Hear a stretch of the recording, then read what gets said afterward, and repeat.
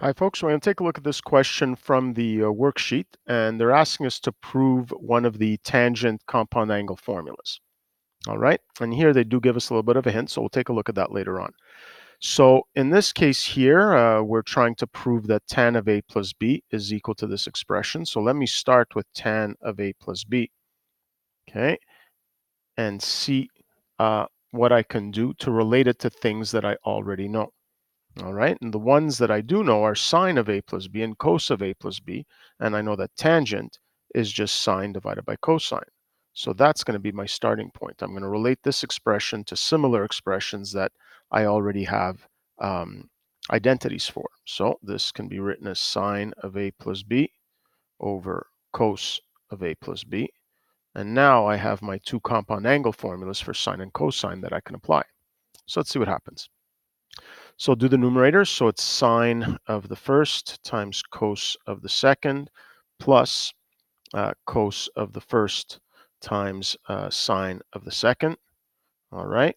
And then the denominator, let's expand this. So this is cos of the first times cos of the second minus, remember, opposite signs, sine of the first times sine, sorry about that, of the second. All right.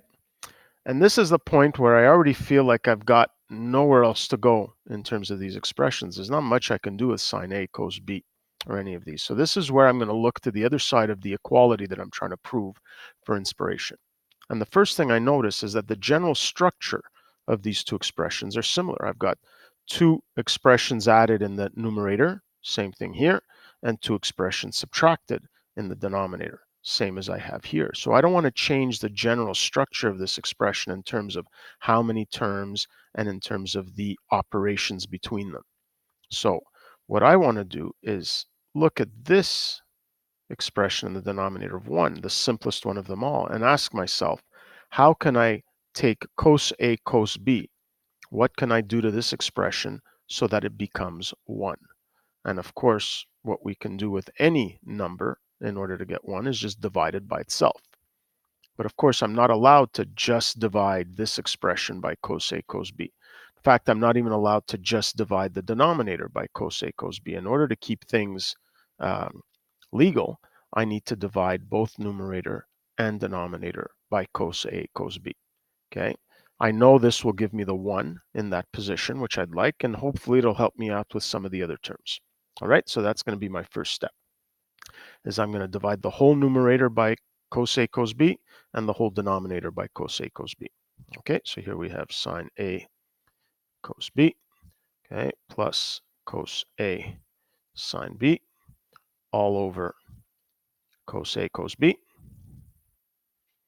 And then this whole thing now is going to be divided by, so now this denominator will also be divided by cos A cos B.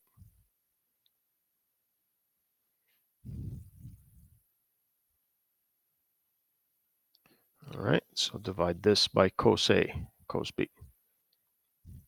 And now I'm going to see what happens when I try to simplify. Okay, so this thing is frozen, so it'll come back. There we go, we're back. So the first thing I've noticed is that in the denominator, as I predicted or as I wanted, when I divide these two terms, I'm going to get 1. But let's see what happens with the other terms.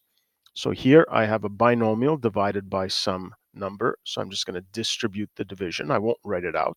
So first I'm going to do the numerator, the first term, by cos A cos B. And I notice here that I'm going to be dividing sine A by cos A. And of course, sine A divided by cos A is just the tangent of A. And then I've got cos B divided by cos B. Hey, those things just reduce to 1. So pretty good, because guess what I have as my first term in the numerator is tan A. So far this is working out pretty nicely. Okay. By the way, this is that clever division I was talking about. So now let's distribute it to the second term. And I notice the cos A's cancel out, and I'm left with sine B over cos B, which of course is just tan B, which is the second term in the expression I'm trying to prove. Okay, let's do the same in the denominator. Cos A cos B divided by cos A cos B is exactly what gave me the inspiration in the first place. So 1 and then minus. Let's not distribute this here. And what do I see? Sine A over cos A is tan A. And then here, sine B over cos B is tan B. And there we have it. This is exactly equal to my right-hand side. Okay, so just to recap, the first thing to do was to connect tan of A plus B to things I already know, which would have been sine A plus B over cos A plus B. I then used those formulas, and this is where I had to be a little clever. I needed to notice that these two expressions were very similar in structure, so that's where I got the idea of dividing by cos A cos B, so that I would produce this expression of 1 in the denominator. All right? Now, just as an add-on to this, of course, now that we know what tan of A plus B is, you should be able to find a formula for tan of A minus B. Do what we did before, write it as tan of A plus negative B. You can then use this formula and hopefully do some simplification along the way. All right, and if we have tan of A plus B, well, now you should also be able to find a formula for tan of 2A, because that's the same as tan of A plus A. All right, that's it for this one.